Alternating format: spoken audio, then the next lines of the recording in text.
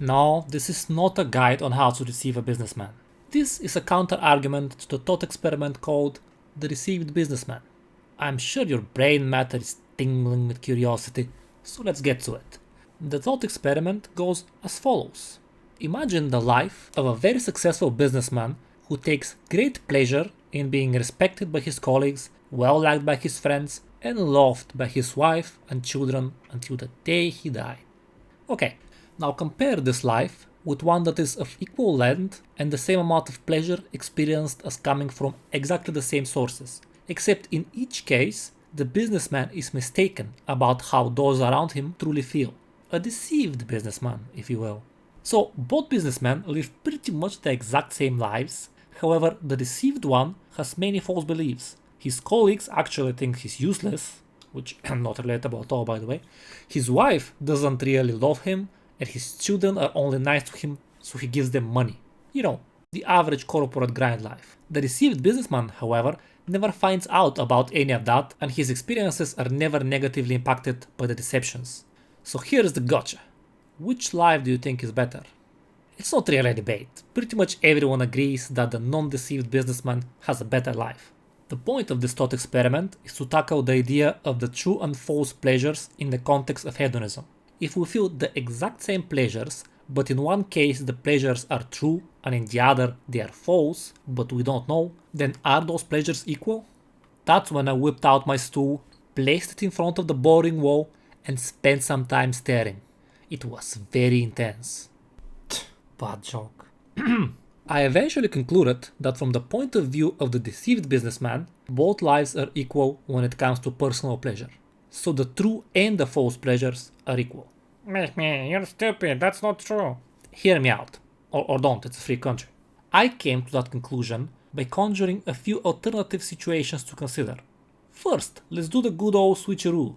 How would you feel about the level and quality of pleasure in your life if you found out that your happy life is actually based on falsehoods? And this thought experiment requires you to have a happy life, so just imagine it. I reckon you would be devastated. But that's not actually where my argument lies. You being devastated today when you found out about the falsehoods is sad and all that, but it does not make you any less happy yesterday. That makes sense, right? I haven't lost my marbles. Yeah? Good. If yesterday you were happy as Larry and today you found out that your happiness yesterday was based on a false belief you held, sure, today would suck, but it doesn't change yesterday. Yesterday you were ecstatic and nothing will ever change that because it's already in the past. The only reason today you feel differently about yesterday is because you found out. Okay, my brain cell is at its limit. I don't know how to explain this well.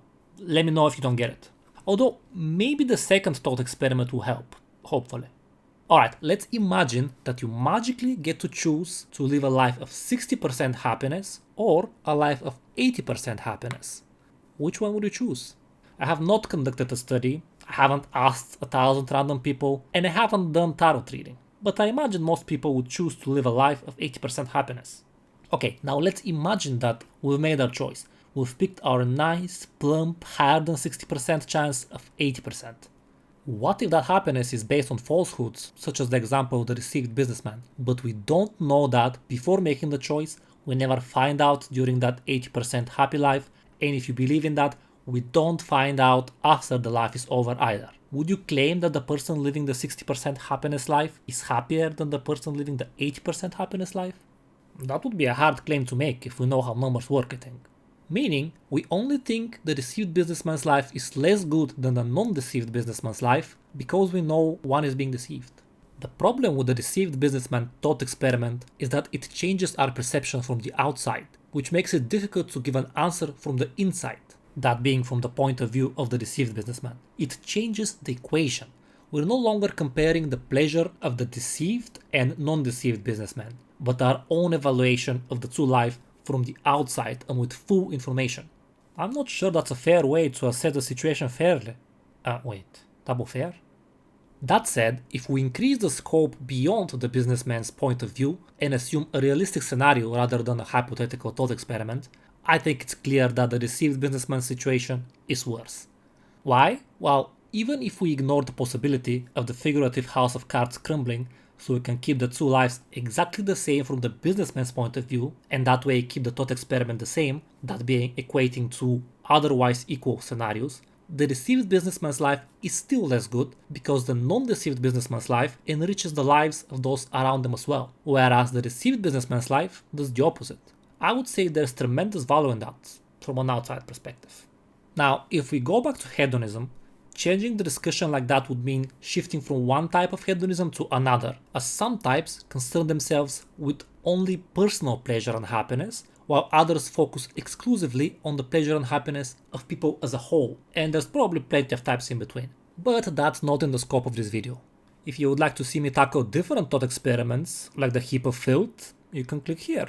Or, if you would like to see me explore prudential hedonism, you can click here. There might be other links on the screen as well if I'm not limited to 2 video suggestions, I don't know. Anyway, thanks, bye, subscribe, bye, bye.